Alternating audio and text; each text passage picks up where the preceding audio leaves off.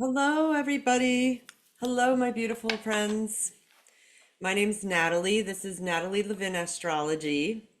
Thank you so much for being here. And today is November 28th, 2024. It is 2:36 p.m. on the East Coast of the United States. And I wanted to check in and say what I see happening astrologically right now and energetically.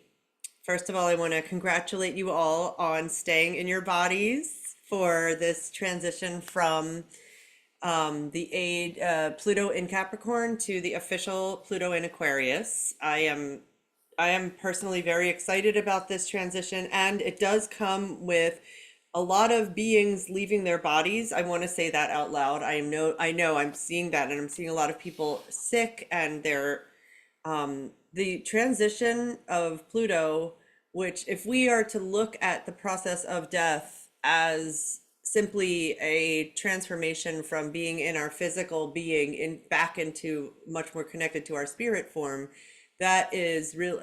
And I'm not making light of death. I'm saying that it's more ordinary and majestic and sacred.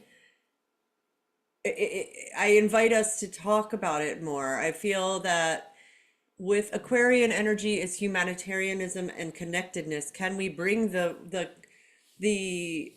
connectedness of talking about death more into as I'm talking, the clouds outside are really, really incredible too. Wow, wow, wow, wow. So with this transformative energy, it can even be because Pluto was in the sign of Capricorn, which is Earth, and Pluto has moved into air. It can be the energy of we've moved from the incarnate Earth into spirit air.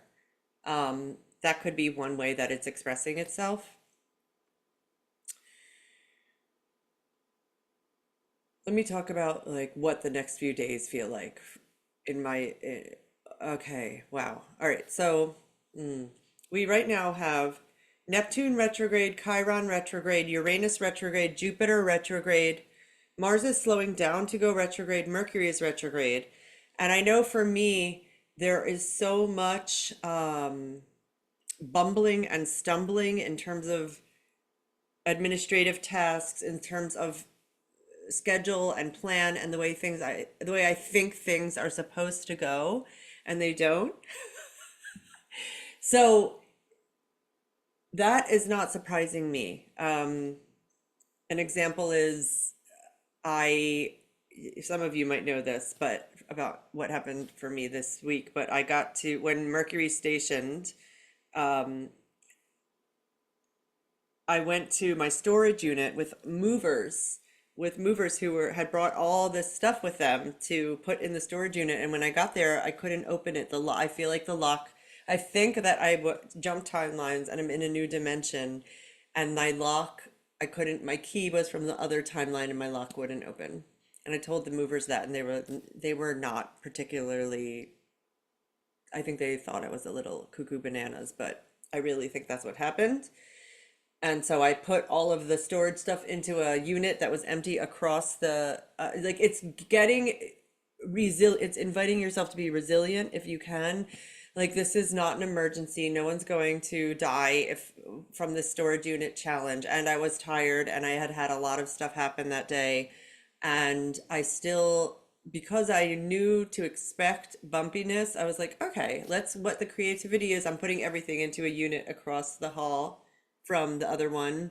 And I called, and it's a time to double check and triple check everything. So if you are making a plan with someone, make sure you actually check with them and say, are you going to be there? So I'm calling and confirming appointments before I show up for them or before I go to meet the person. I am inviting myself to double and triple check my schedule to make sure I'm not missing anything. Um, So that can be helpful. And I know that for a lot of us, for a lot of people in the United States, it's a holiday weekend. Um, oh, I'm working tomorrow, Friday. I have a few more openings available. I don't usually, I'm not really, they're not on my calendar, but if you'd like to work with me for a session tomorrow, Friday, I'm pretty flexible and I have a few more openings available. So please write to me if you are interested in having a session with me spontaneously tomorrow. Um,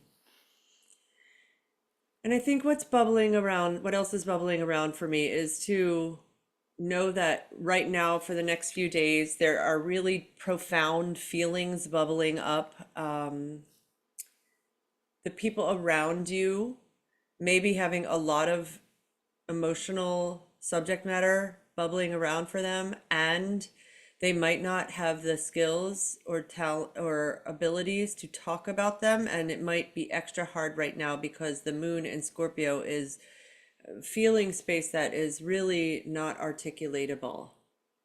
I might have made up a word. Um,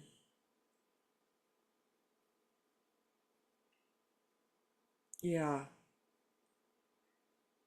So with Mars in Leo, we do have support to have that Mars and the Sun are having a beautiful actually the Mars, the Sun, and the North Node are making a grand trine right now, so it's okay.